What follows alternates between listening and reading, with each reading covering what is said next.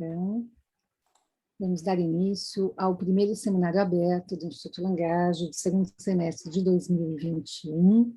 A partir desse semestre, nós temos aí a honra de contar com a coordenação do Daniel Omar Pérez, professor da Unicamp, toda segunda semana do mês. Então, segunda quinta-feira, nós vamos ter aí um planejamento de ter o Daniel Omar Pérez com convidados, falando de questões próximas aí da psicanálise, da filosofia. Então, para nós, no Instituto Langaje, é uma honra, né, ter mais esse projeto junto com você, Daniel.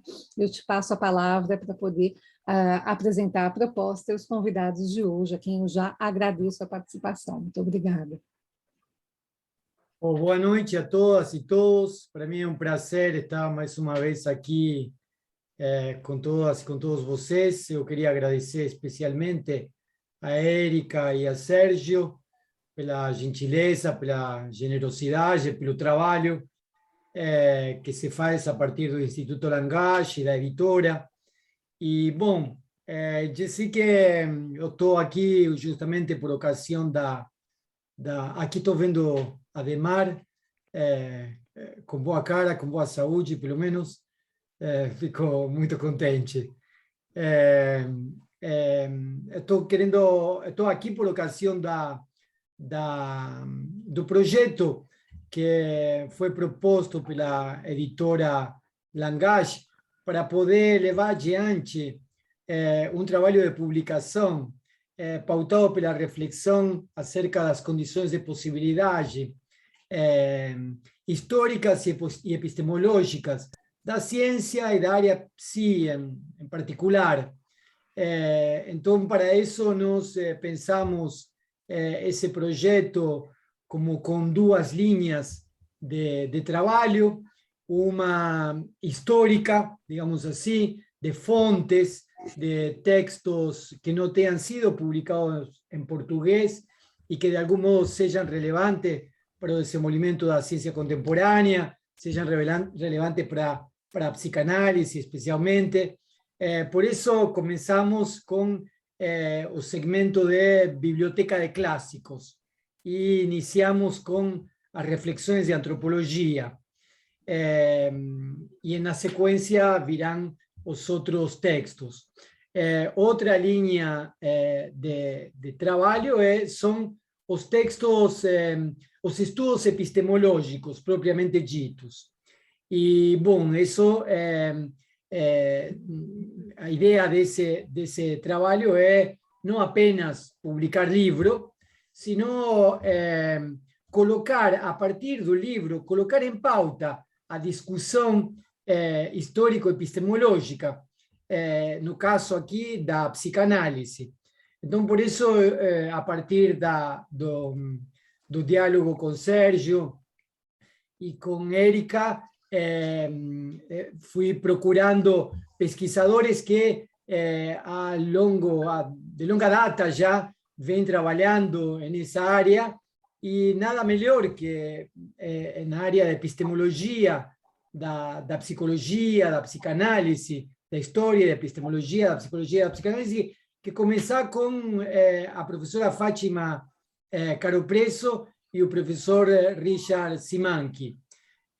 São dois pesquisadores, professores universitários, escritores, que há várias décadas trabalham nessa área, vêm publicando, dando aulas e orientando investigações, levando adiante suas investigações com seu grupo de pesquisa. E, bom, um pouco a apresentação da Richard e a apresentação da Fátima está no textinho que a gente fez para divulgar para esta reunião.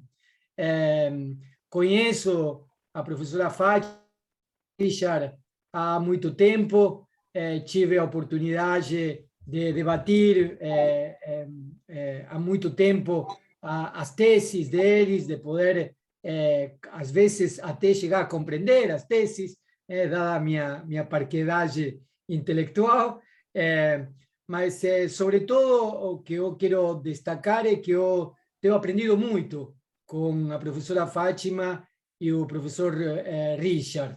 Eles levam adiante trabalho de anos em quanto aos elementos que fazem possível a psicologia e a psicanálise em suas várias formas.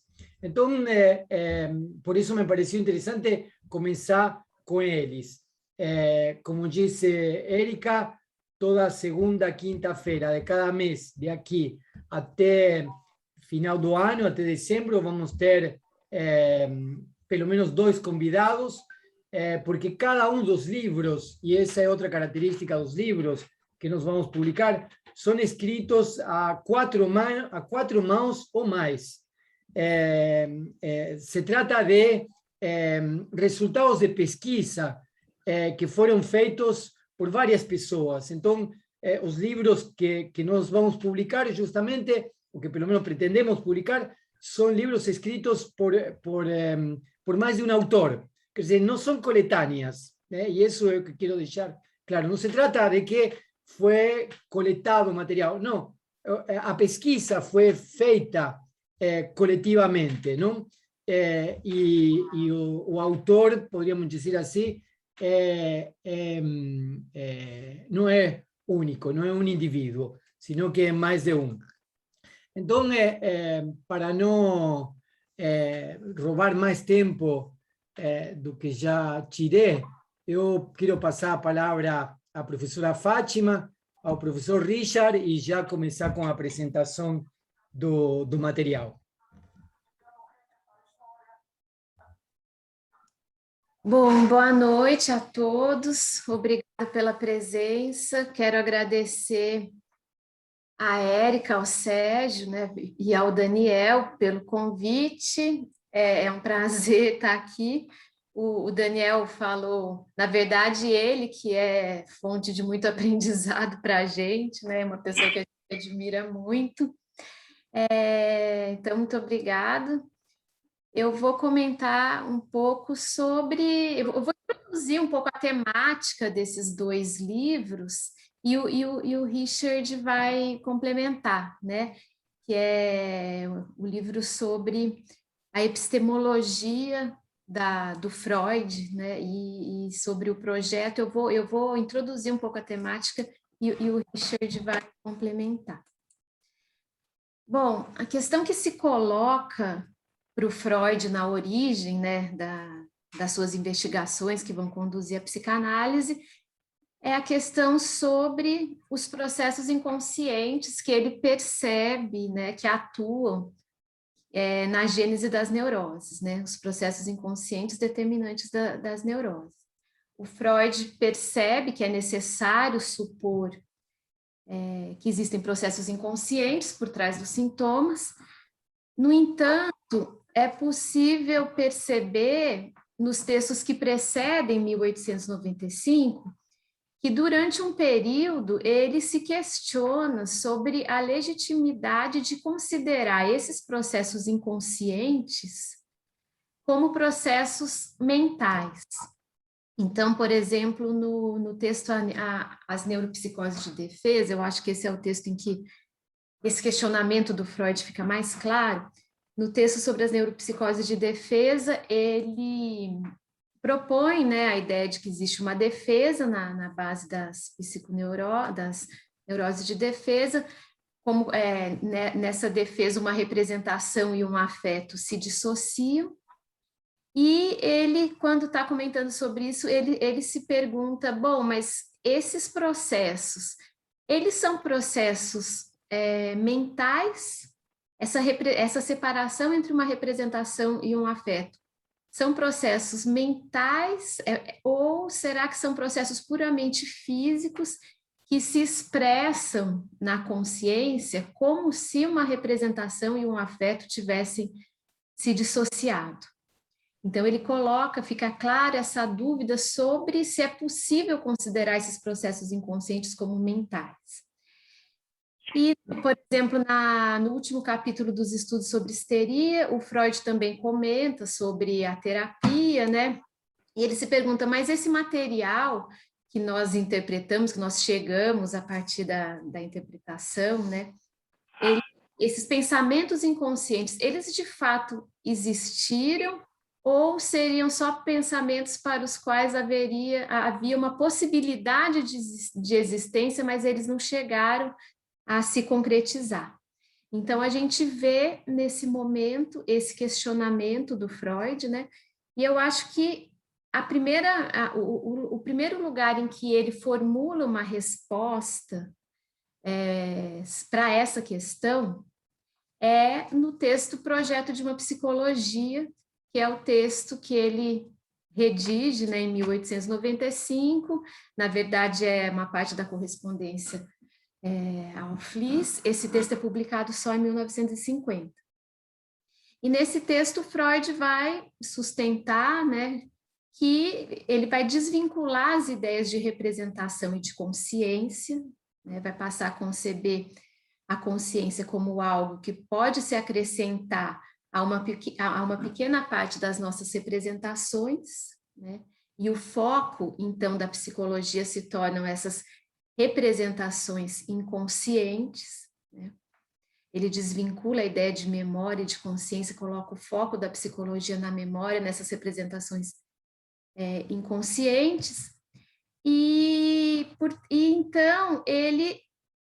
E nesse momento, essas representações inconscientes são pensadas como processos associativos envolvendo neurônio e quantidade, que são os dois postulados, né, básicos do projeto. Então, ele, no projeto de uma psicologia, ele responde à questão que ele tinha colocado no texto As Neuropsicoses de Defesa. Esses processos inconscientes são processos físicos, mas legitimamente eles podem ser considerados processos psíquicos. E a justificativa disso, eu não vou entrar aqui, mas a justificativa a gente encontra, a justificativa mais clara que a gente encontra na teoria freudiana está presente no esboço de psicanálise, que é o momento em que ele comenta essa introdução da hipótese do inconsciente, ele explica qual que foi a estratégia que ele usou. E então, no projeto de uma psicologia, o Freud formula uma extensa teoria sobre os processos mentais. Essa teoria é a gênese da teoria do aparelho psíquico que ele desenvolve depois. E assim, depois de se conhecer o projeto, né, fica muito claro que não é possível compreender de forma satisfatória a teoria posterior do Freud do aparelho psíquico sem conhecer o projeto, né? Então, sem conhecer as ideias do projeto, não é possível você compreender a teoria do pensamento que o Freud elabora na interpretação dos sonhos, não é possível compreender a teoria sobre o inconsciente que Freud formula nos artigos metapsicológicos, não é possível compreender a teoria sobre a compulsão à repetição que o Freud elabora no Além do Princípio do Prazer, né? O projeto é um texto em que o Freud tem um acesso megalomaníaco e resolve escrever sobre muitas coisas, resolve formular muitas hipóteses. Essas hipóteses, elas vão ser em parte retomadas na teoria do capítulo 7º da interpretação dos sonhos, e vão apenas parcialmente, né? E aos poucos, ao longo da obra, o Freud vai retomando ideias que ele tinha apresentado no projeto, que tinham ficado latentes, né? Vai retomando e desenvolvendo essas ideias, e muitas vezes a forma como ele explica, como ele trata, né? Como ele usa essas hipóteses na teoria posterior, não permite compreender exatamente o sentido daquilo que ele está falando. Então, uma vez que a gente conhece o projeto, fica muito claro que é muito difícil de entender o restante da obra, né? Toda a polêmica que surgiu quando o Além do Princípio do Prazer foi publicado, os psicanalistas, o Ernest Jones, vários outros ficaram, né, surpresos, né, com a hipótese da pulsão de morte, da compulsão repetição. essa polêmica, assim, eu acredito que ela surgiu porque as pessoas não conheciam o projeto, porque, na verdade, ali, no Além do Princípio do Prazer, o Freud está retomando ideias que estavam presentes na teoria do projeto, que foram abandonadas, que foram, na verdade, deixadas de lado, né, durante uma parte da obra. Isso está ligado aos pressupostos, está ligado às questões que ele estava trabalhando, e essas hipóteses que estão ali são reintroduzidas na obra, e daí você, quando olha esse panorama, é possível ver que a ideia de compulsão e repetição, que a ideia de que existe um além do princípio do prazer, na verdade, é alguma coisa que sempre teve presente, subjacente, né, que o Freud está mais explicitando do que introduzindo. Então, no projeto, Freud formula essa teoria, que é a gênese, né, da teoria do aparelho psíquico. No esboço de psicanálise, o Freud comenta que nós temos acesso direto a duas coisas, né? Nós temos acesso direto à anatomia do sistema nervoso e aos dados da consciência. E ele diz, entre essas duas coisas, entre a anatomia do sistema nervoso e a consciência, os dados fornecidos da nossa experiência consciente, a psicanálise constrói, né, ele construiu uma teoria sobre o aparelho psíquico, né? E os pressupostos que lhe permitiram construir essa teoria sobre o aparelho psíquico, essa teoria metapsicológica, nós encontramos lá num dos primeiros textos do Freud, o texto sobre a concepção das afasias de 1891. Nesse texto, o Freud ainda mantém a identificação da mente à consciência, não tem ainda a ideia de inconsciente. No entanto, ele propõe algumas hipóteses que vão constituir a base, né, da teoria que ele formula posteriormente. E nesse texto, ele dialoga com as concepções localizacionistas, né, sobre as afasias, e ele se opõe à ideia básica das teorias neurológicas localizacionistas, de que é possível explicar a fisiologia, no caso da linguagem, e a patologia da linguagem, diretamente a partir da localização anatômica. Então, essas teorias localizacionistas, elas identificavam o local da função, né, em que região do cérebro as diversas funções psicológicas eram sediadas, quais eram as regiões que abrigavam essas funções, e a partir dessa localização eles explicavam a fisiologia e a patologia da linguagem. O Freud vai mostrar que isso não se sustenta, né, e vai argumentar que é possível você formular hipóteses sobre a fisiologia da linguagem e sobre a patologia da linguagem a partir da observação dos dados clínicos, a partir do funcionamento normal da linguagem, a partir da observação de como que a linguagem se desintegra. Então, o Freud substitui a observação anatômica pela observação clínica. E com isso ele defende uma autonomia relativa, pode-se dizer, do funcional em relação ao anatômico, né, que torna possível justamente formular hipóteses sobre o funcional a partir dos dados clínicos, e esse é o pressuposto que vai lhe permitir formular uma teoria metapsicológica ao longo de toda a sua obra, né?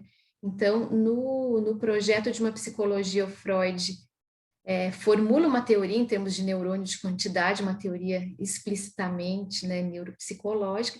Tem toda uma discussão sobre se, a partir da interpretação dos sonhos, quando Freud deixa de lado esse vocabulário neurológico, quando ele deixa de lado essa tentativa de explicar os processos, né, a partir desses conceitos neurológicos, tem toda uma discussão sobre se houve uma mudança no posicionamento dele sobre a natureza do mental, sobre o estatuto da metapsicologia, né, que no projeto é claramente uma neuropsicologia especulativa, tem várias posições sobre isso. Eu acho que é possível sustentar que o Freud não mudou essa concepção de que os processos inconscientes são processos fisiológicos, né? e que também a metapsicologia, de certa forma, continuou sendo pensada como uma teoria, uma neuropsicologia especulativa, né, embora usando uma linguagem psicológica, né, que o Freud pensava que talvez fosse provisória, mas, enfim. Então, no projeto de uma psicologia, o Freud vai claramente, né, situar a psicanálise como uma ciência natural. Tinha a discussão na época sobre a diferença entre as ciências do espírito, as ciências naturais, né? As ciências naturais seriam explicativas, buscariam subsumir o particular ao universal, né? Encontrar as leis gerais que regem os fenômenos. As ciências do espírito seriam hermenêuticas, né? Buscariam descrever as características singulares sem essa preocupação de subsumir o particular ao geral. E essa era uma discussão que essa questão se coloca principalmente para a psicologia, né? A gente vê as psicologias, os projetos de psicologia que estão surgindo ali no fim do século XIX, no início do século XX, tendo que posicionar a psicologia nesses dois âmbitos, né, e cada um propondo uma coisa diferente, mas o Freud vai ser taxativo de que a psicanálise é uma ciência natural. O Assum fala que, na verdade, o Freud não estava, na verdade, ele não estava se posicionando em relação a essa discussão, porque, na verdade, ele ignorava essa diferenciação, né?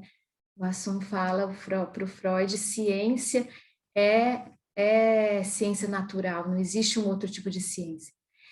Embora ele situe a psicanálise como uma ciência natural, ele não vai ver a explicação dos fenômenos como algo antagônico, né, incompatível com a interpretação.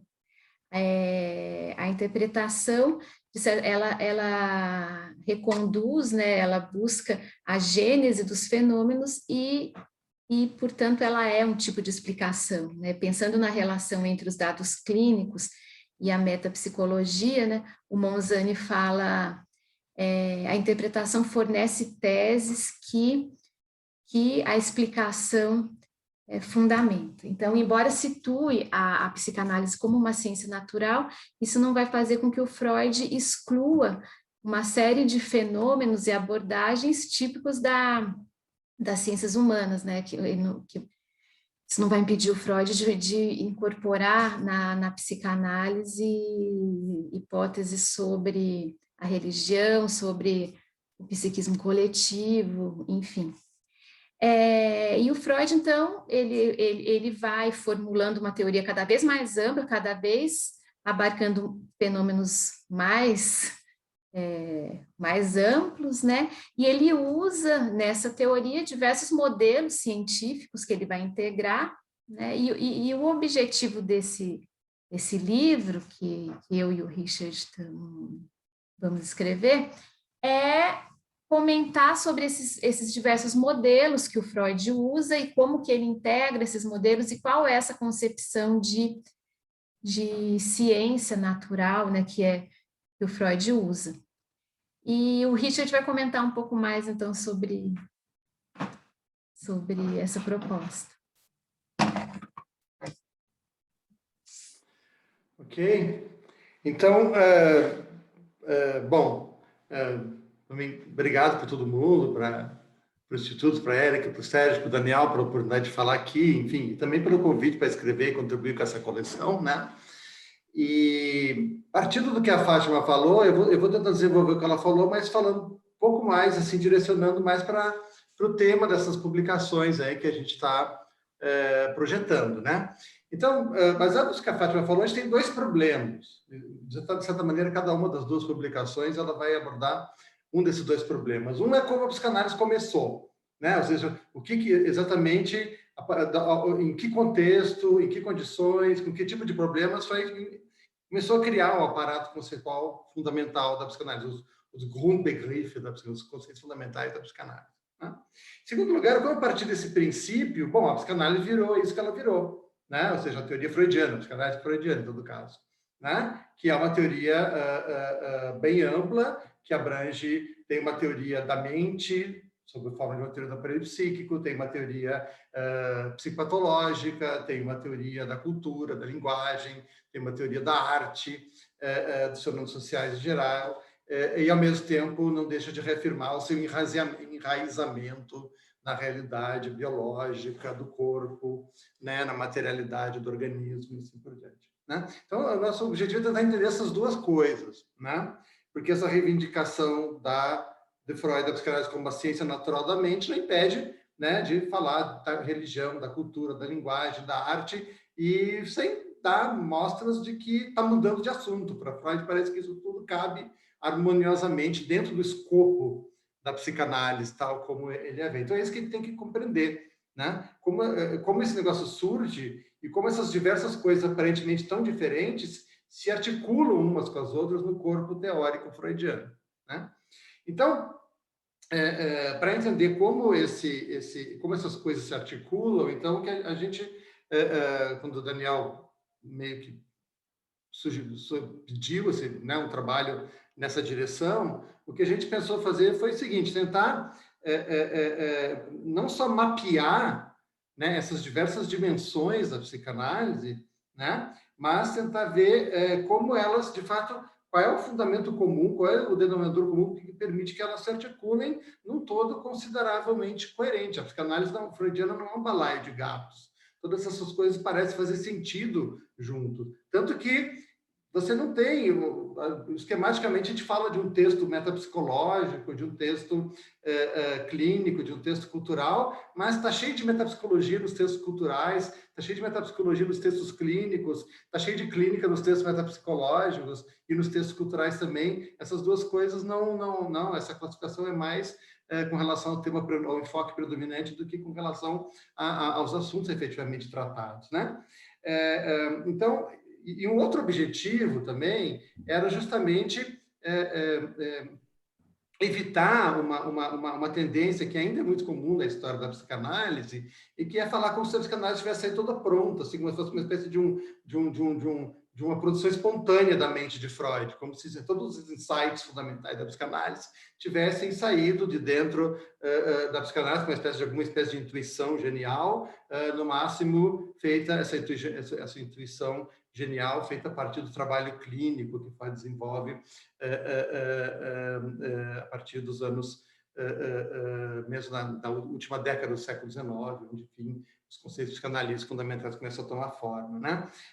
Isso não é verdade. Assim, o Freud está imerso num ambiente intelectual extremamente complexo, né? E esse ambiente intelectual compõe, claro, as ciências, as hard sciences do século XIX, a biologia, a medicina, os primórdios de uma neurociência, a biologia evolucionária, a física, né, a química, etc. e tal, mas, ao mesmo tempo, a filosofia e a literatura, e, ao mesmo tempo, as ciências da cultura, a geografia. Tudo isso participa, né, do processo de formação dessa concepção freudiana de ciência. Então, para tentar mapear isso, a gente identificou, na verdade, 5, digamos assim, 5 modelos científicos a partir dos quais o Freud constrói a psicanálise, né? Então, a gente tem 2 problemas: identificar esses modelos, apontar que aspecto da psicanálise o Freud constrói a partir de cada um desses modelos e por último, como essas coisas se articulam coerentemente umas com as outras, né? Então, a gente identificou aí o que a gente pode chamar de um modelo termodinâmico, né? Ou seja, aquilo que era a visão, a ciência física do século XIX, formulação do princípio da conservação da energia e como isso tudo incide na formação dos fundamentos da psicanálise, né? O uso que Freud faz, efetivo ou metafórico, do princípio de conservação da energia, né? Do princípio da tendência à estabilidade, que é uma concepção fechneriana que corresponderia no campo dos fenômenos orgânicos, aquilo que o princípio da conservação da energia corresponde no campo dos fenômenos puramente físicos, enfim. Então, tem um primeiro pilar aí, né? A ideia de conversão, por exemplo, ela é uma metáfora da conversão de energia química em energia mecânica, por exemplo, no motor a vapor, por exemplo, né? Quer dizer, aí você tem, claro, isso aí é metafórico, mas de qualquer maneira você tem aí as inúmeras referências a esse modelo termodinâmico que corresponderia, digamos assim, o degrau mais básico do edifício da ciência freudiana, né? Aquilo que é necessário levar em conta, mas evidentemente não é suficiente, né? O segundo modelo, quando a gente começa a chegar mais próximo, né, daquilo que, enfim, interessa mais diretamente a psicanálise, a gente chama de um modelo biológico, que é todo o apoio que Freud tem nas ciências da vida do século XIX, das primeiras décadas do século XX, quando ele está formulando, inventando, criando a metapsicologia psicanalítica, né? E esse modelo biológico, ele, por um lado, diz respeito a um apoio, a um recurso reiterado de Freud à biologia evolucionária, não exclusivamente, mas também a biologia evolucionária darwinista, embora o evolucionismo de Freud seja um evolucionismo bem eclético, tem elementos de lamarckismo, tem elementos de spencerianismo, né? Mas tem uma presença forte do evolucionismo darwinista, né? E isso vai aparecer com força, por exemplo, aparece com força nos primórdios da psicanálise, no projeto, por exemplo, mas vai reaparecer de forma mais explícita nos momentos mais tardios da obra freudiana, por exemplo, no Além do Princípio do Prazer, que é um texto onde essa referência biológica aparece de forma mais explícita.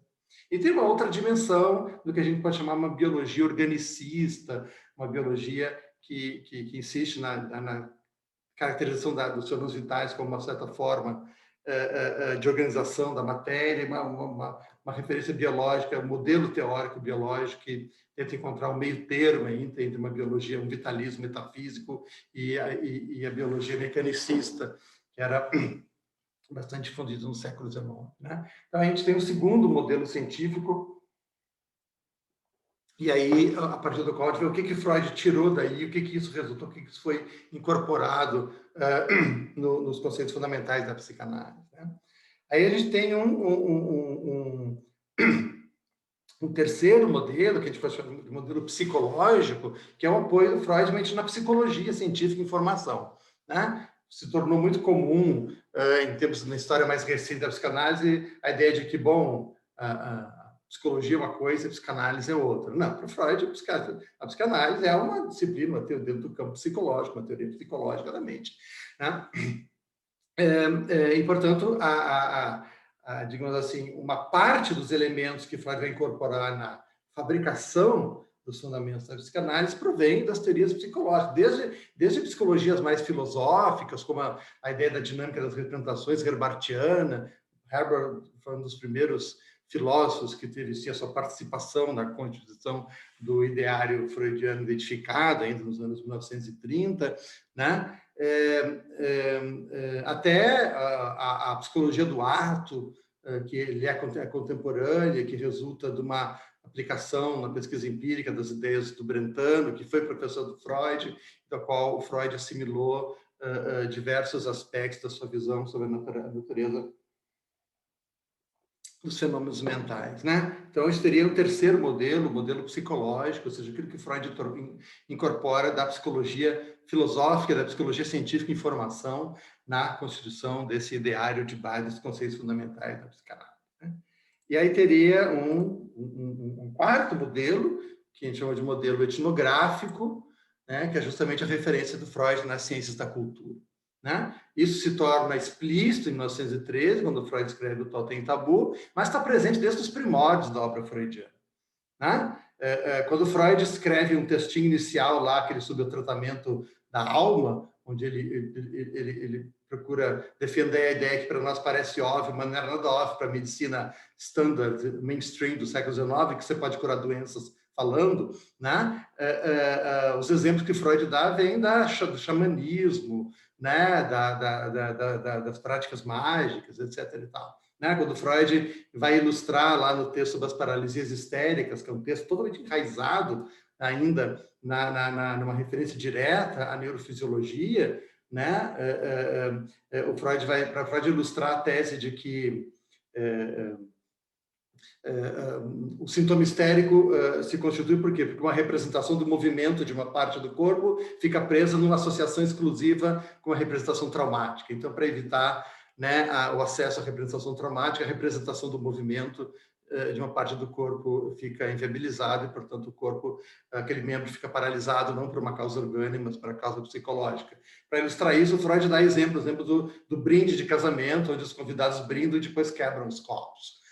Quer dizer, por quê? Porque o copo, depois que você viu como um símbolo da união matrimonial, não vai mais ser usado como uma peça vulgar de cozinha, portanto, ele tem que ser quebrado, né? Quer dizer, ele usa um exemplo de uma prática cultural para ilustrar a sua hipótese sobre a gênese de um sintoma psicopatológico dentro de um contexto que ainda é profundamente enraizado, assim, numa referência explícita à neurofisiologia. Quer dizer, essa referência à etnografia, aos dados das ciências da cultura, está presente desde os primórdios, vai se tornar explícito a partir do Totem e Tabu, ou você vai vir para o primeiro plano, né? E vai ser retomado continuamente depois, sobretudo no período mais tardio da obra freudiana. Então, a gente tem que entender exatamente o que é esse modelo, né? Esse tema que Freud procura desenvolver é um tema recorrente por exemplo, na etnografia britânica do século XIX, esse tema do selvagem interior, né? A ideia de que o povo, que é um considerado primitivo, representa um estágio que os povos civilizados, ou seja, os europeus, né, do século XIX, já teriam ultrapassado, mas todo o ser civilizado traria dentro de si, né, o seu selvagem interior, né, ou seja, o resíduo inconsciente daquilo que dos estágios passados da história da espécie, da história da cultura, né? Não apenas o animal interior, que a biologia evolucionária fala que vive em cada um de nós, mas também o selvagem interior, que a etnografia é capaz de identificar dentro de cada um de nós, né? Então, esse tema do selvagem interior vai aparecer explicitamente no Totem e Tabu, onde o Freud se apoia muito fortemente na etnografia britânica, sobretudo, né? Reserva um lugar especial. E o último modelo científico que a gente tem que levar em conta para pensar na construção da ideia freudiana de ciência é o modelo clínico, né? O modelo clínico que vem das ciências médicas, né? Não da clínica, só na clínica como uma forma de intervenção, como uma prática que busca fins terapêuticos, mas a clínica como uma forma de investigação. Essa ideia que toma forma na medicina aí no século XVIII e atravessa a história da medicina desde então, né, que a clínica médica não é só um espaço de intervenção, um espaço onde você está buscando resultados práticos, resultados terapêuticos, buscando a cura da doença, seja lá como ela for concebida, mas a clínica é um espaço de produção do conhecimento médico, né? E essa ideia, então, esse modelo clínico passa, Freud incorpora decisivamente esse modelo clínico na sua visão da ciência psicanalítica, né? A ideia de Freud é um dos aspectos mais visíveis, né, da visão psicanalítica freudiana de ciência, de que a clínica é o espaço de produção do conhecimento psicanalítico, né? Com todas as adaptações e as mudanças necessárias desse afastamento com relação a uma visão estritamente médica da clínica, da qual Freud pratica, e que ele ultrapassa, que ele supera ao longo da evolução do seu pensamento, né? E aí a última questão com relação é como é que a gente junta essas coisas todas, né? Aparentemente tão diferentes, né? A termodinâmica, a biologia evolucionária, o organicismo, a etnografia, a psicologia filosófica e científica e a clínica como uma forma de investigação, né? Então a ideia, pelo menos a hipótese de trabalho, né, é que justamente a metapsicologia é a dimensão da psicanálise que procura fazer a articulação dessas diferentes dimensões, e é isso que vai permitir. Então essa ideia de metapsicologia que surge por Freud ali em 1896, né, na correspondência dele com Fliess, né, eu contei, o Freud se refere 7 ou 8 vezes ao termo metapsicologia por definir, entre 1896 e 1898, embora ele só vá empregar o termo num álbum publicado em 1901, no finzinho da Psicopatologia da Vida Cotidiana, e depois em 1915 nos artigos metapsicológicos, né? Mas a metapsicologia é um aspecto da psicanálise que ela tem um estatuto meio ambíguo, né? Ela tem um duplo estatuto, digamos assim, em Freud. E aparece nas várias definições que Freud dá sobre o que ele entende como metapsicologia. Por um lado, metapsicologia é uma psicologia do inconsciente, né? Quer dizer, Freud diz isso, a primeira vez que ele tenta definir a metapsicologia, lá na correspondência com Fliess, ele diz, chamar de metapsicologia essa minha psicologia que vai além da consciência. Né? Nos artigos metapsicológicos, ele dá uma outra definição de metapsicologia, a ideia de que metapsicologia significa em apresentar um processo psíquico desde o ponto de vista econômico, dinâmico e tópico. Né? Quando você faz essas três coisas, você tem uma apresentação metapsicológica daquele. Né? Quer dizer, aí você vê a metapsicologia desempenhando um outro papel, ou seja, aí a metapsicologia ela aparece não como um discurso científico, não como um aspecto de fundamentação científica, teórica de teses empíricas da psicanálise, mas a metapsicologia aparece a partir como uma espécie de um discurso metacientífico, né? Não um discurso científico a respeito de um objeto, né? Mas um discurso a respeito do que significa fazer ciência a respeito daquele objeto. Né? E é nessa condição de um discurso metacientífico que talvez a gente possa entender, interpretar a metapsicologia justamente como a disciplina que vai articular esses diversos modelos científicos, né, que Freud, de alguma maneira, incorpora seletivamente, evidentemente, né, e adapta, né, nesse seu trabalho de constituição da psicanálise. Então, essa é a hipótese de trabalho, né, conclusão onde a gente pretende chegar. Né? O ponto de partida de tudo isso, que é a outra publicação que a gente está projetando, justamente é uma análise do texto do Freud, Projeto de uma Psicologia. Esse texto fundamental, esse marco inaugural, né, do pensamento metapsicológico freudiano. Não é à toa que Freud começa a falar de metapsicologia, usar o termo metapsicologia, logo depois de ter mandado o projeto para Fliess, o manuscrito do projeto para Fliess, e quando ele está nas cartas em que ele está discutindo com o Fliess as ideias do projeto. Né? Então, essa ideia, embora a gente possa falar que o ensaio sobre as afasias, né, elementos da metapsicologia já estão presentes ali, a distinção entre representação de palavra e representação de objeto, por exemplo, né, mas o projeto é digamos assim, um marco, né, na fundação do pensamento metapsicológico freudiano. Então, a questão é como entender o projeto. Né? O problema é que o projeto é um texto muito cabeludo de se entender. Né? O projeto é um texto é difícil por várias razões. A primeira delas, claro, é um manuscrito, um rascunho feito às pressas, que Freud escreveu em 2, 3 semanas.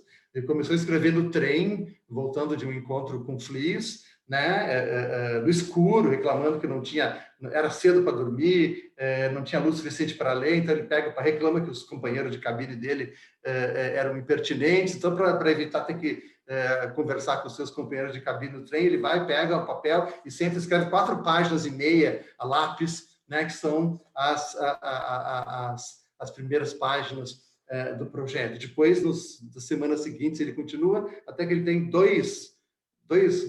100 páginas manuscritas, ele junta isso em 2 cadernos, manda para o Fliess dar uma opinião, guarda um terceiro caderno com ele, né, que ele nunca manda para o Fliess, então a gente não sabe exatamente, o Freud só fala que esse terceiro caderno é sobre o tema dele, a psicopatologia da repressão. Né? Então, a questão, depois que o projeto foi descoberto, junto com a correspondência Freud foi publicada em 1950, claro, aquilo foi uma espécie de janela que se abriu sobre a gênese da psicanálise. Né? Todo mundo ficou encantado. Bom, agora a gente sabe exatamente, agora a gente tem como saber tudo que aconteceu, o que estava passando na cabeça do Freud quando ele estava inventando a psicanálise. Né? Então, todo mundo fala do projeto, todo mundo cita o projeto. Né? Só que o projeto, quando você vai ler o projeto, é muito difícil entender aquela coisa.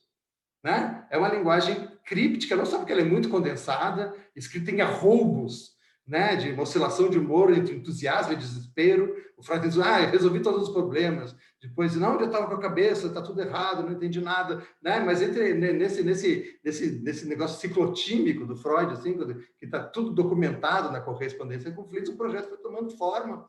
Né? E aí, esse texto que o Freud manda em 8 de outubro de 1895 para o Fliess, que é o texto do projeto que a gente tem, né? É um marco, o texto todo mundo cita, todo mundo tem que se referir, porque quase tudo que você vai falar sobre, vai falar de realização de desejo, está lá, vai falar de interpretação dos sonhos, está lá, vai falar de defesa, de neurose, de eu, está tudo lá. Né? Só que quando você vai ler o projeto, aquele negócio é muito difícil de entender. Né? Tá? É um texto que, não só porque é um rascunho, escrito às pressas, com tudo extremamente condensado, cheio de abreviaturas, né? Mas também é um texto que está extremamente imerso no contexto científico em que Freud está escrevendo, né? E como é um texto, é um manuscrito, é um texto que não tem nota de rodapé, é um texto que não tem bibliografia no fim, né? A gente não sabe de quem o Freud está falando, de um monte de gente, de um monte de hipóteses, de um monte de coisas, tudo dessa forma condensada, só que a gente não sabe, porque não tem os nomes lá. Tem pouquíssimos nomes próprios do projeto. Fechner é um, Darwin é outro, só, né? Os outros nomes próprios é o Fliess, que o Freud mencionou uma vez, e a paciente Emma, né? Então, tudo isso tem que ser inferido. Então, o projeto em texto tem que ser decifrado. Então, a ideia é decifrar o texto do projeto, né? E decifrar o texto do projeto fazendo duas coisas. Uma é analisar o texto linha por linha mesmo, né? Linha por linha, porque normalmente quando as pessoas citam o projeto, citam aquelas partes mais conhecidas. O sonho é uma realização de desejo, o sonho é uma realização de desejo, a alucinação de desejo, o desamparo do recém-nascido é fonte de todos os motivos morais, né? São clichês do projeto que as pessoas, normalmente, a maior parte dos autores pinça esses clichês e reproduz fora do contexto, tem, né, a articulação com que a ideia da coisa do projeto, que os lacanianos gostam muito, né? Mas tirando fora do contexto e sem entender, na verdade, né, as coisas que estão entre uma dessas frases e a outra, tem um monte, e o raciocínio é muito coerente, surpreendentemente articulado e rigoroso, do ponto de vista dedutivo, né, para um texto escrito nas condições em que ele foi escrito. Então, o primeiro objetivo é explicar o texto do projeto, tornar ele mais compreensível, decifrar, né, e fazer isso linha por linha, ou seja, não pular as partes que parecem as partes difíceis, né, como a maior parte dos autores fazem. Então, eu estou tentando fazer isso, é não pular as partes difíceis, é tentar explicar tudo. Às vezes não dá para explicar, mas pelo menos dá para apontar, bom, isso ou significa isso, ou significa aquilo. Então, bom, joga a toalha, que realmente não dá para entender do que o Freud está falando, às vezes isso acontece, né? A segunda coisa é justamente espremer do projeto toda essa rede de interlocução científica, filosófica, na qual o projeto está imerso. Está tudo lá, né? Está tudo lá, mas não está explícito, porque não tem nome próprio, porque não tem nota de rodapé, porque não tem bibliografia, né? Mas está lá. Então, esse caráter... O Freud não está tirando o projeto tudo dentro da própria cabeça, e tampouco está baseando o projeto só na clínica das neuroses que ele já mantinha naquela época, né? O Freud está tirando o projeto também de um trabalho, de uma relação crítica que ele tem com toda a ciência, as pesquisas neurocientíficas dessa época, a biologia, a física, né? Mas também certas noções filosóficas, ou seja, tudo isso está presente, mas não está explicitado no projeto. Então, ele tem que garimpar isso e felizmente, hoje a gente tem acesso às fontes e dá para garimpar isso. Então, a ideia é fazer essas duas coisas. O trabalho acaba ficando extenso, porque é muita coisa, cada parágrafozinho do projeto vira 20, 30 páginas para você explicar tudo isso, né? Mas, enfim, a aposta é que dá para fazer. Deu para fazer até agora, até a sessão 18 da primeira página do projeto. Espero que dê para fazer para o restante, né? E também ajuda a contribuir para essa ideia de que, enfim, o Freud não criou, a psicanálise não nasceu que nem um cogumelo, assim, de dentro da cabeça de Freud, mas foi criado nesse trabalho, né? Quer dizer, vários mitos historiográficos da psicanálise caem quando a gente faz esse trabalho, né? A ideia, o Meinert sempre aparece como o grande inimigo da psicanálise. Aí Freud critica o Meinert com relação a algumas coisas, mas ao mesmo tempo ele se apoia imensamente nele. Né? A psiquiatria do Meinert, de 1883, é uma das fontes de inspiração do projeto. Né? E tem passagens do projeto que são praticamente paráfrases de certos trechos da psiquiatria do Meinert. A Psiquiatria do Meinert não é um livro de psiquiatria, é um livro sobre o cérebro. Né? O primeiro volume, ele só escreveu o primeiro volume. E assim como outras referências mais implícitas. Né? E dá para destrinchar isso a partir dessa análise, de uma análise minuciosa do texto, essa outra publicação aí que a gente está projetando, que é essa análise do projeto, para marcar um pouco o ponto de nascimento da psicanálise, de onde saíram essas ideias. Então, é mais ou menos isso, são essas mais ou menos esse o arrazoado da coisa, e as duas publicações que a gente, enfim, espera fazer resultar desse trabalho. Acho que era mais ou menos isso que eu tinha pedido para dar uma ideia assim da coisa. Acho que talvez dê para esclarecer alguns aspectos a partir do que, enfim, as pessoas querem perguntar ou esclarecer algum pormenor, ou, enfim, alguma coisa que não tenha ficado claro. Então, a ideia justamente é, como vocês podem observar, mostrar o trabalho de pesquisa da professora Fátima e do professor Richard, que nos dão os elementos, os subsídios histórico-epistemológicos para voltar a colocar em pauta a questão da cientificidade da psicanálise, como a psicanálise se insere no campo das ciências da época da origem, e como isso, de algum modo, pauta um determinado caminho, um determinado percurso, que a prática clínica e o dispositivo analítico vão a ir, de algum modo, desenvolvendo, se transformando. Então, queríamos começar com isso, porque nos parece que poderia funcionar bem como o ponto de partida.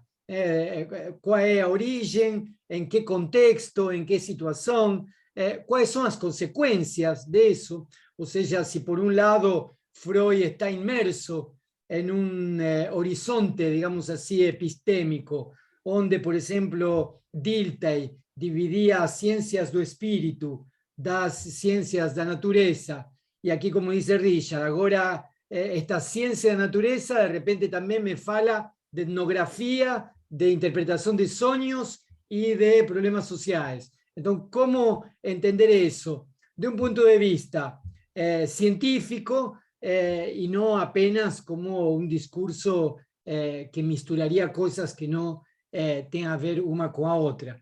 Então, um pouco, esse seria o início do trabalho. Eu queria, antes de, se houver alguma pergunta, eu queria passar, aqui eu estou vendo que está o Eladio Craia, se ele pode abrir a câmera. Eladio é outro dos colegas que vai trabalhar conosco, que está trabalhando conosco. Eladio Craia também debatimos há 30 anos, também junto com Richard e com a Fátima. Só que se Richard e a Fátima trabalham nesse enfoque de vincular a psicanálise com suas origens, com a ciência da época, com as consequências, o Eladio é um outsider, digamos assim. Ele, junto com a Juliana Francis, vão elaborar um texto a partir das críticas que Deleuze e Guattari fizeram a psicanálise a partir dos anos 70. Basicamente em questões como a questão da pulsão, a questão do Édipo, a questão do sadismo, a questão do masoquismo, o uso da literatura na clínica e também o dispositivo clínico. Então, o que nós queríamos aí também era ver quais são as críticas que a psicanálise recebe. A psicanálise recebe várias críticas, críticas externas e críticas internas à psicanálise. Bom, um dos debates que estávamos tendo com Eladio também era se, de algum modo, essa crítica de Deleuze e Guattari surgiu como uma crítica externa à psicanálise ou não. E se, mesmo se tivesse sido externa, agora não se tomam como críticas internas, e a própria psicanálise toma para si o campo dos psicanalistas aquilo que Deleuze e Guattari colocavam naquela época. Então, um pouco o cenário é esse. O Richard e a Fátima estão trabalhando com estas origens históricas epistemológicas. Eladio vai apresentar em setembro, junto com Juliana Francis, as críticas de Deleuze e Guattari a psicanálise. A ideia não é reciclar as críticas, a ideia é ver um pouco o que se faz com essas críticas em psicanálise. Carolina e Eder van a trabalhar, van a apresentar o 14 de outubro, e eles vão a trabalhar o que em alguns grupos de epistemologia da psicanálise se fala de diferentes paradigmas psicanalíticos. Então, eles vão a pegar um caso clínico, o caso Schreber, e ver como é interpretado por um lado com Winnicott, como é interpretado por outro lado com Freud, e como pode haver diferentes interpretações, não? Esse é um exercício que também pretendemos fazer. Estávamos falando com Richard e com Fátima, o caso do Homem dos Lobos, por exemplo. O caso do Homem dos Lobos está a interpretação de Freud, mas está a interpretação de Anna Freud, está a interpretação de Lacan, e está a interpretação do próprio, está a interpretação de Deleuze e Guattari sobre o Homem dos Lobos, e está a própria interpretação do Homem dos Lobos, dito por ele mesmo em conversas com um jornalista.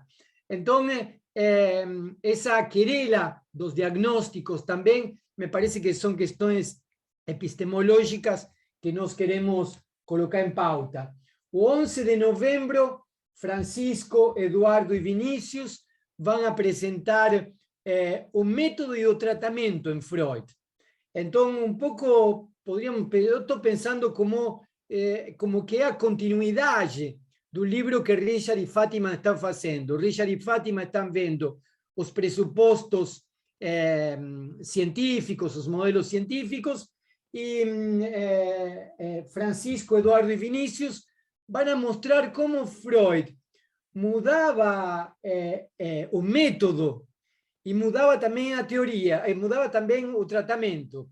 Quer dizer, mudava o método de trabalho, mudava o tratamento e mudava a noção de cura ou de tratamento. O que se entendia por uma cura analítica, por um trabalho analítico, por um tratamento analítico. Freud começou pensando que a análise devia eliminar o sintoma e terminou em uma coisa bem diferente a essa. Então, quer dizer que há um percurso da teoria da clínica analítica do próprio Freud, nem que falar da segunda geração de analistas, das diferentes clínicas, Melanie Klein, Dolto, Lacan, Winnicott, aí vão se diversificando os modos de uso de aquela invenção de Freud.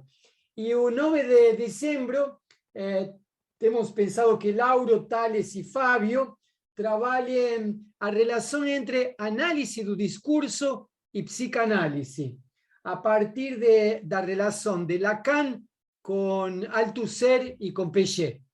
Então, um pouco esse seria o percurso dos encontros e dos seminários que nós vamos ter cada segunda quinta-feira de mês. Acho que me ultrapassei. Era para estar 1 hora ou era menos de 1 hora? Tá tudo ok, Daniel. Foi ótimo. Me empolguei um pouco com a questão e acabei me ultrapassando também. Perfeito. Sim, mas foi um primeiro dia para você poder apresentar tanto a ideia no início e também dar um panorama do que nós vamos ver até dezembro. Acho que isso foi importante para o público também já se programar, né, se organizar, para acompanhar tanto os seminários como também para ficar na expectativa, esperando essas publicações, né, aguardando que esse material seja finalizado, que a gente possa dar um tratamento editorial e tê-lo aí em mãos. Né? Isso. Então, acho que esse foi um encontro importante nesse sentido. O que queremos é ir apresentando os trabalhos para que se crie um clima de debate sobre a epistemologia da psicologia, da psicanálise, digamos assim, especificamente dado o percurso que nós vamos fazer. Então, por isso queremos já ir adiantando, ou seja, não estamos esperando para chegar com uma surpresa de um livro novo, não. De fato, são todos pesquisadores que faz 30 anos que estão trabalhando nesses temas, então não tem nenhuma novidade isso. Quer dizer, a apresentação de uma tese que foi consolidada com um trabalho de pesquisa de décadas. E o que nós queremos ir apresentando para ir criando clima de discussão. Lançar os livros em reuniões abertas, onde possa ser discutido, depois de já lançar o livro, vender o livro aí, espero que a Ademar venda bastantes exemplares de cada um dos livros, e depois disso também o que nós queremos é fazer assim pequenos, grandes, não sei o tamanho, seminários onde possam ser discutidos os conteúdos de cada um desses livros com seus leitores. Hoje nós temos a internet, que me parece que a pandemia nos ensinou a todos a usar muito rapidamente. Então, aquela distância que existia entre o escritor e o leitor, hoje pode ser, de algum modo, trabalhada de outra forma. Ou seja, é possível que o escritor escreva, publique, o leitor leia, e daqui a 2 meses o leitor venha com o livro e pergunte para o próprio escritor o que estava querendo dizer aqui, como pode se aprofundar isso aqui, de que modo podemos avançar. A ideia também não é escrever enciclopédias, ou seja, vemos, por exemplo, com o que nós estávamos ouvindo de Richard e de Fátima, se a gente esmiuçar ponto por ponto cada uma coisa dessa, não precisamos escrever a Anatomia da Melancolia de Richard Barton, 3.000 páginas, mas a ideia não é essa, a ideia é escrever um trabalho com uma tese que permita a discussão e, eventualmente, o desenvolvimento a favor ou contra essa tese dos próprios leitores, dos próprios praticantes de análise, do próprio psicanalista. Essa é a ideia, então. Uma ótima ideia. Acho que é importante para fomentar o debate, para criar novas publicações, né, que essas possam gerar outras publicações. Acho que você está criando um espaço importante aí do campo psicanalítico.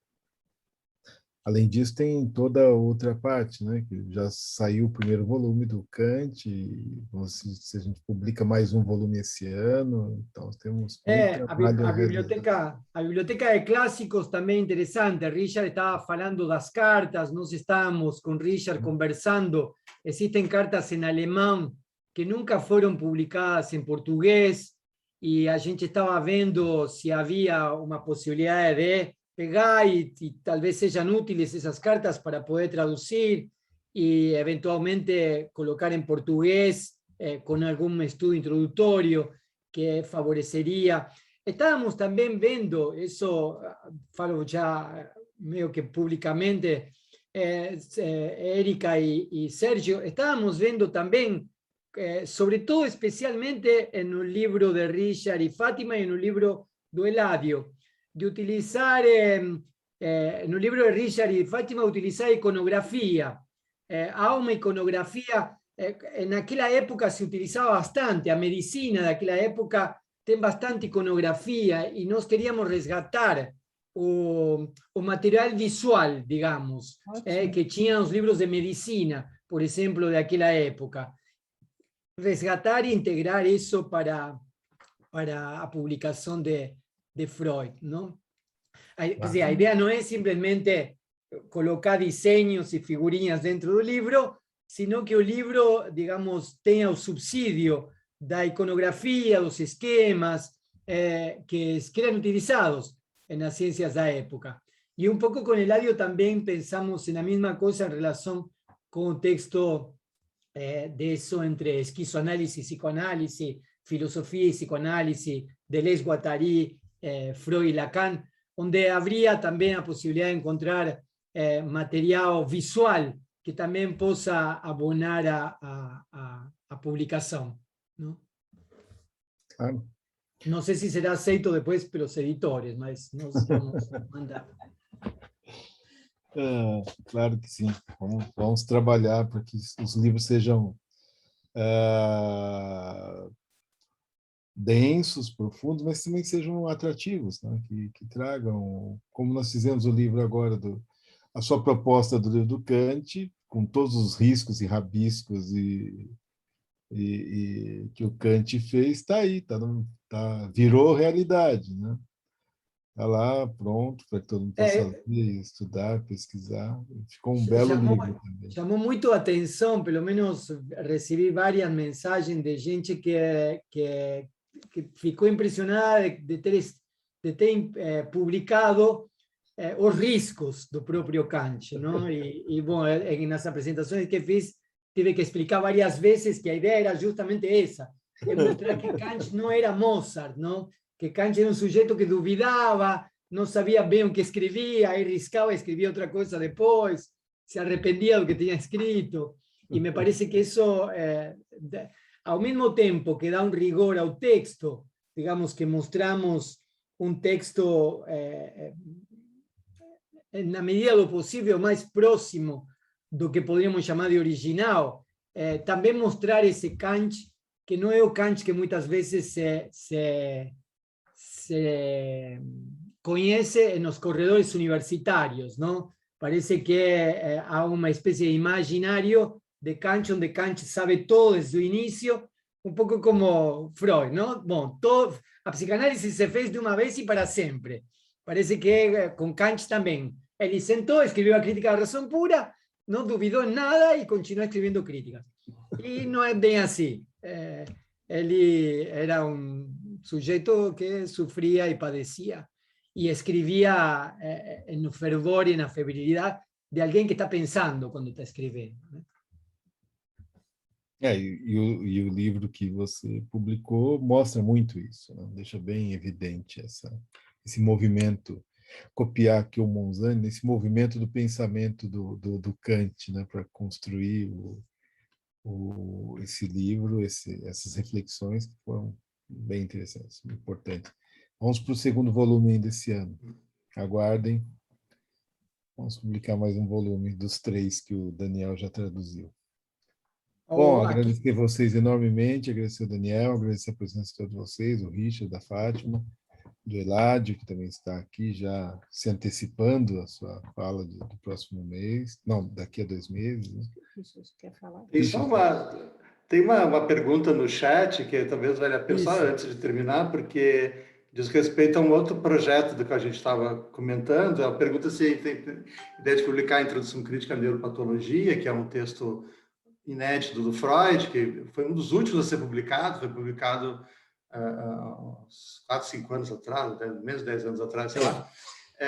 A gente estava pensando no trabalho de uma tradução crítica de uma seleção dos textos neurocientíficos do Freud, né? Porque esses textos, o Freud tem uma imensa obra neurocientífica, né? Que inclusive se sobrepõe parcialmente com a sua obra psicanalítica, né? E a maior parte disso não tem uma edição organizada em alemão, apareceu recentemente, os 4 primeiros volumes de uma nova edição das obras completas. Até recentemente, esses textos só existiam nas suas publicações originárias, aqueles periódicos médicos alemães do século XIX.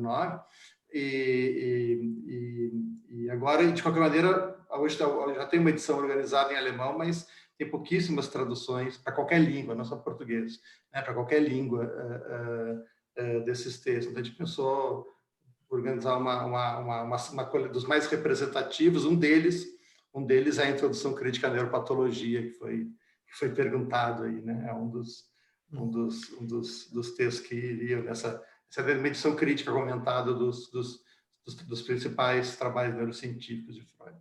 Há uma questão que me parece que, pelo menos essa é a minha intenção, no decorrer destes textos, tanto da Biblioteca de Clássicos quanto dos estudos epistemológicos, mostrar que a clínica psicanalítica foi mudando. Ou seja, Freud começou como neurologista, depois tentou uma medicalização através dos estudos da cocaína, estava buscando um remédio para curar, digamos, não? Estava querendo recetar um remédio para curar problemas psicológicos.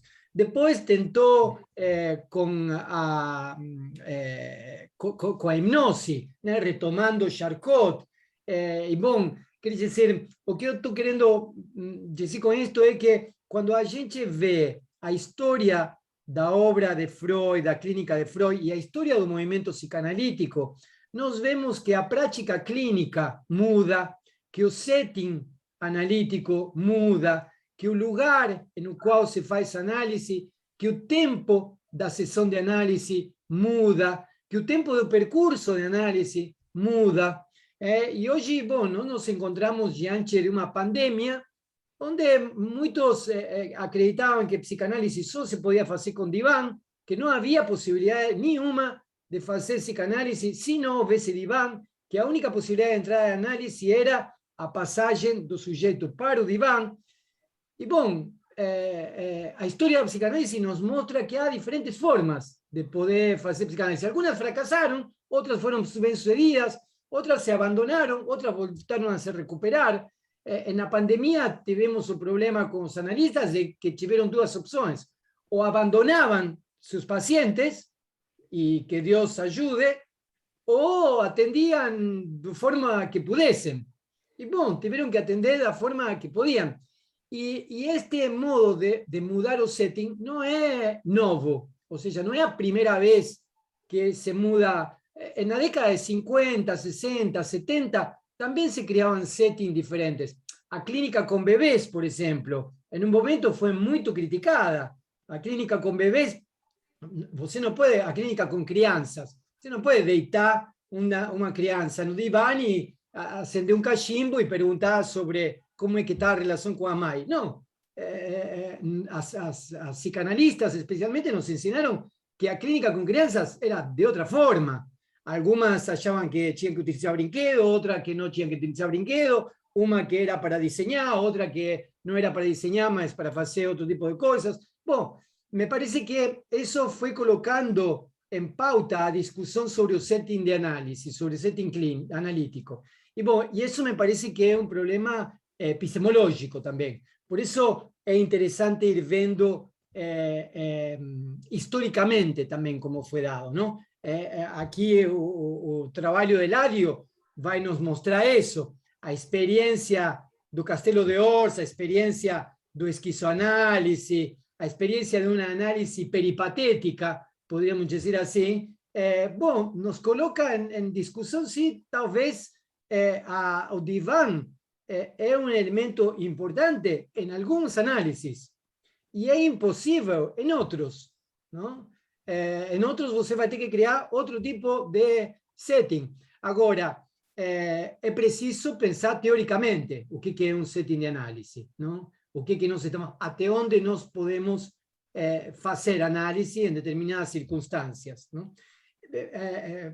Eu estou querendo dizer o seguinte: muitos, por exemplo, questionam o uso da câmara para fazer porque tem limites. Bom, qualquer elemento de um setting de análise vai ter suas limitações, a menos que nós acreditemos que existem elementos universais e válidos para todas as culturas, todas as edades e todas as estruturas clínicas, coisa que é difícil de sustentar em psicanálise. Mas vou parar por aqui para que já ultrapassamos o tempo. Mas é uma excelente questão. Acho que é uma questão que a gente pode realmente voltar e se aprofundar, porque é uma questão urgente, né, nos dias de hoje.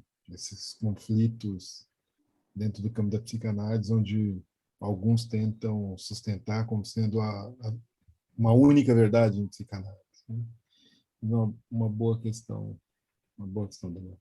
Agradecemos a todos vocês que participaram, todas, ao Richard, em especial, Richard, Fátima e Daniel, e nos vemos, então, nos próximos seminários abertos do Instituto Langajo. Este vai ficar disponível no canal do YouTube do Instituto Langajo, então, quem não pôde assistir, vocês podem divulgar, ele vai estar lá no canal do YouTube. E muito obrigada, Daniel, nos veremos em breve. Até Então, mais. aproveito para dizer, então, que o próximo é 9 de setembro, 19 horas, e vai ser Juliana Francis e Eladio Craia falando sobre essa relação entre filosofia e psicanálise, Deleuze, Guattari, Freud e Lacan. Perfeito. Até. Um abraço.